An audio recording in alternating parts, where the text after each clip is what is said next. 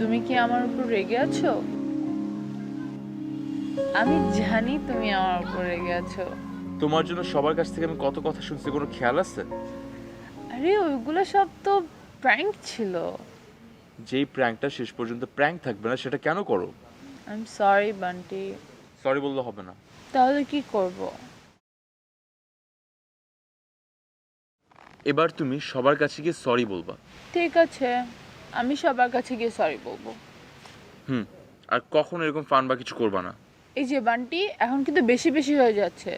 তখন কিন্তু তুমিও রাজি হয়েছিলে। কি রাজি হয়েছিলাম? আমি তোমার পেটে ফেক ছুরি মারবো আর তুমি মরে যাওয়ার অ্যাক্টিং করবে, এটাতে তুমিও এগ্রি করেছিলে। সেটা তো আমি তোমার রিকোয়েস্টে এগ্রি করছিলাম। এগ্রি করেছিল তো না? তাতে কি হয়েছে? আসল দোষ তো তোমার। সেটা তো মেনেই নিলাম, তারপরে তুমি আমাকে এত কথা কেন শোনাচ্ছ? সেটা করছিলাম কারণ আগে আমি মনে করছিলাম তোমার মাথার মধ্যে হয়তো বুদ্ধিশুদ্ধি কিছু একটা আছে, কিন্তু এখন তো দেখি তার একটুও নাই। মুখ সামলায় কথা বলো। আমার মুখ সামলানোই আছে। ছুরি মারার আইডিয়া কিন্তু তোমার ছিল ফার্স্টে। ও রিয়েলি? আমাকে ছুরি মারার আইডিয়াতে ফার্স্ট কে পিচ করছে? আমি নিজের সাথে নিজে কথা বলছি। But you agreed with me as আমার well. সাথে আঙ্গুল তুলে কথা বলবা না। নিজে আঙ্গুল তুলে। আমি এগ্রি করছি যখন তুমি আমাকে রিকোয়েস্ট করছো, তার আগে করছি আমি। Please, you agreed as well. And আমি যে এইসব প্র্যাঙ্ক করেছি এটাতে সবার বন্ডিং তো স্ট্রং হয়। কিসের বন্ডিং স্ট্রং হয়েছে? মানুষ পুলিশ এখানে ইনক্লুড করে দিয়েছে, সবাই অন্য অন্য করে খুঁজে বেড়াচ্ছে। I was bored and I তারপরে wanted to তুমি do something exciting. হ্যাঁ, বোর্ড হয়ে যাও, মানুষকে হার্ট অ্যাটাক দিয়ে দিবা না? ফাইজলামি করো তুমি আমার সাথে। পানি মারবা না। I am sorry. সরি। আমাদের বাহাদুর ভাই আজকে যে কাজটি করেছে তার জন্য ওনাকে একটা অ্যাওয়ার্ড দেওয়া উচিত।